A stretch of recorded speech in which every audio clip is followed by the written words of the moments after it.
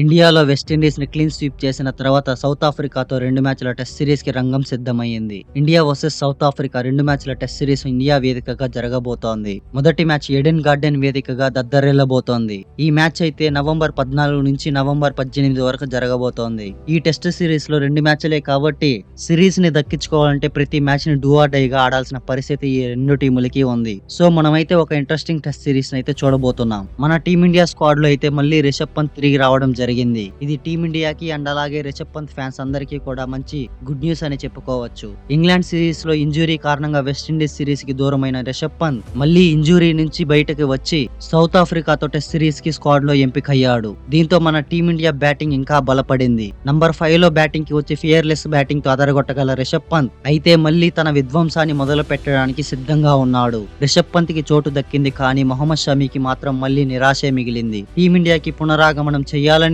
తహతహలాడుతున్న senior fast bowler Mohammed షమీకి మళ్లీ నిరాశే ఎదురైంది. గాయం నుంచి కోలుకున్నాక వరుసగా 4వ టెస్ట్ సిరీస్ లో షమీకి మళ్లీ చోటు దక్కలేదు. సౌత్ ఆఫ్రికాతో ఈ నెల 14న మొదలయ్యే 2 మ్యాచ్ల టెస్ట్ సిరీస్ కి మొహమ్మద్ షమీ ఎంపిక కాలేదు. రంజీ ట్రోఫీలో బంగ్లా తరపున 2 మ్యాచ్లాడి 15 వికెట్లను పడగొట్టి ఫామ్ అండ్ ఫిట్నెస్ ని చాటుకున్నప్పటికీ 35 ఏళ్ల షమీకి సెలెక్టర్లు మొండి చేయి చూపించారు. అటు డొమెస్టిక్ క్రికెట్ లో మంచి పర్ఫార్మెన్స్ చేస్తున్నా సరే షమీని పక్కన పెట్టేసింది సెలక్షన్ కమిటీ. బహుశా మొహమ్మద్ షమీకి 35 ఏళ్లు కాబట్టి పక్కన పెట్టేస్తుందేమో. షమీని టెస్ట్ క్రికెట్ లో సెలక్షన్ కమిటీ పక్కన పెట్టడంపై మీ అభిప్రాయం ఏంటో కామెంట్ చేయండి.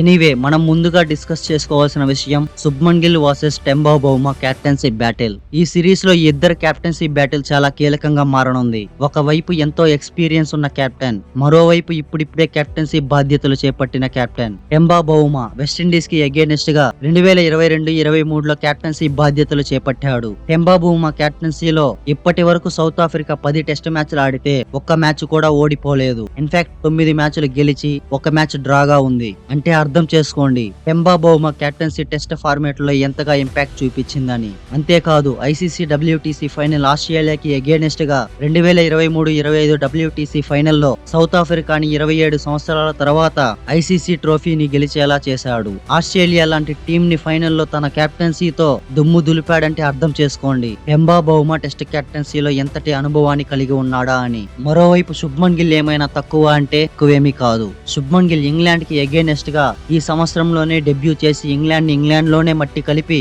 సిరీస్ ని సమం చేసుకున్నాడు. అంతేకాదు తన కెప్టెన్సీలో మొదటి హోమ్ సిరీస్ లోనే వెస్టిండీస్ ని మట్టి కలిపి సిరీస్ లో విజయం దక్కించుకుంది మన టీమిండియా. శుభ్మన్ గిల్ కెప్టెన్సీలో ఇప్పటికీ 7 మ్యాచ్లు ఆడితే 4 మ్యాచ్లు గెలిచి 2 మ్యాచ్లు ఓడిపోయి ఒక మ్యాచ్ డ్రాగా ఉంది. ఆల్మోస్ట్ 57 విన్ పర్సెంటేజ్ ని కలిగి ఉన్నాడు. సో వీళ్ళిద్దరు కెప్టెన్సీ బ్యాటిల్ అయితే చాలా ఉత్కంఠంగా ఉంటుందని చెప్పుకోవచ్చు. టెంబా బౌమా తన విన్నింగ్ స్ట్రైక్ ని కొనసాగించాలని కసితో ఒకవైపు, మరోవైపు శుభ్మన్ గిల్ హోమ్ సిరీస్ ని ఎలాగైనా దక్కించుకోవాలని ఒకవైపు. అయితే Shubman Gill Temba Bavuma winnowing strike కి చెక్ పెడతాడా లేదా కామెంట్ చేయండి. ఈ మొదటి మ్యాచ్ అయితే ఎడెన్ గార్డెన్ లో జరగబోతోంది. ఈ మ్యాచ్ కి సంబంధించిన pitch report and weather report చూసుకున్నట్లయితే Eden Garden test pitch report సాధారణంగా సమతుల్య ఉపరితలం. ఇది ఫాస్ట్ బౌలర్లకు స్వింగ్ మరియు సీమ్ కారణంగా ముఖ్యంగా కొత్త బంతితో సహాయంతో ప్రారంభం అవుతోంది. ఆట ముందుకు కొనసాగుతున్న కొద్దీ పిచ్ బ్యాట్స్మెన్ కు చదునుగా ఉంటుంది, కానీ 4 మరియు 5 రోజుల్లో పరుగులు కనిపించవు. ఇది స్పిన్నర్లకు గణనీయంగా ప్రయోజనాలు చేకూర్చుతుంది. నల్ల నేల తరచుగా మంచి బౌన్స్ ను అందించే కఠినమైన పొడి ఉపరితలానికి దారి తీస్తుంది. బ్యాటర్లకి అనుకూలంగా ఉన్నా సరే మొదటగా ఫాస్ట్ బౌలర్లు ప్లేలోకి వచ్చే అవకాశం ఉంది. తరచుగా మ్యాచ్ జరుగుతున్న కొద్దీ స్పిన్నర్లకు ఎక్కువగా అనుకూలించే అవకాశం ఉంది. ఒక రకంగా చెప్పాలంటే ఈ పిచ్ అయితే స్పిన్నర్లకి ఎక్కువగా అనుకూలించే అవకాశం చాలా కనిపిస్తోంది. ఇక ఈ మ్యాచ్ కి సంబంధించిన వెదర్ రిపోర్ట్ చూసుకున్నట్లయితే ఈ మ్యాచ్ జరిగే సమయానికైతే వర్ష ప్రభావం అయితే ఎలాంటిది ఉండదని చెప్పుకోవచ్చు. 4-5 రోజుల్లో బ్యాటింగ్ చేయడం చాలా కష్టం కాబట్టి పిచ్ రిపోర్ట్ ని దృష్టిలో పెట్టుకుని మొదటగా టాస్ గెలిచిన టీం అయితే బ్యాటింగ్ చేస్తుందని నాకు అనిపిస్తోంది. ముందుగా మన టీమిండియా మోస్ట్ ప్రాబబుల్ ప్లేయింగ్ 11 చూసుకున్నట్లయితే Yashasvi Jaiswal, K L Rahul, Sai Sudharsan, Shubman Gill, Rishabh Pant, Ravindra Jadeja, Axar Patel, Washington Sundar, Kuldeep Yadav, Mohammed Siraj and Jasprit Bumrah. ఈ విధంగా మన టీమిండియా ప్లేయింగ్ 11 ఉండొచ్చని నాకు అనిపిస్తోంది. South Africa most probable playing 11 చూసుకున్నట్లయితే Tony de Zorzi, Aiden Markram, Temba Bavuma, Dewald Brevis, Zubayr Hamza, Senuran Muthusamy, Marco Jansen, Ryan Rickelton, Keshav Maharaj, Kagiso Rabada, Simon Harmer. ఈ 2 టీముల మధ్య ప్లేయింగ్ 11 అయితే ఇలా ఉండొచ్చని నాకు అనిపిస్తోంది. ఈ 2 టీముల మధ్య స్ట్రెంగ్స్ అండ్ వీక్నెసెస్ చూసుకున్నట్లయితే టీమిండియాకి స్ట్రెంత్ ఏమైనా ఉంది అంటే నంబర్ 8 వరకు బ్యాటింగ్ ని కలిగి ఉండడంతో పాటు ప్రతి ఒక్కరు ఫామ్ లో ఉండడమే అని చెప్పుకోవచ్చు. అండ్ అలాగే పేస్ బౌలింగ్ లో మొహమ్మద్ సిరాజ్ అండ్ జస్ప్రీత్ బుమ్రాలు, స్పిన్ లో కుల్దీప్ యాదవ్ ఉండడం మరింత బలం అని చెప్పుకోవచ్చు.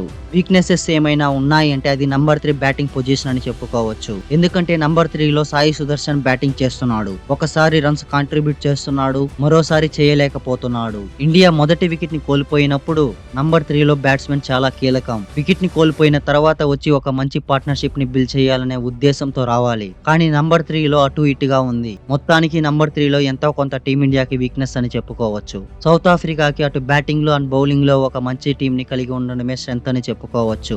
ఈ మ్యాచ్ లో మనం చూడబోయే టాప్ 3 ఇంట్రెస్టింగ్ బ్యాటిల్స్ చూసినట్లయితే జైస్వాల్ వర్సెస్ కాగిసో రబాడా.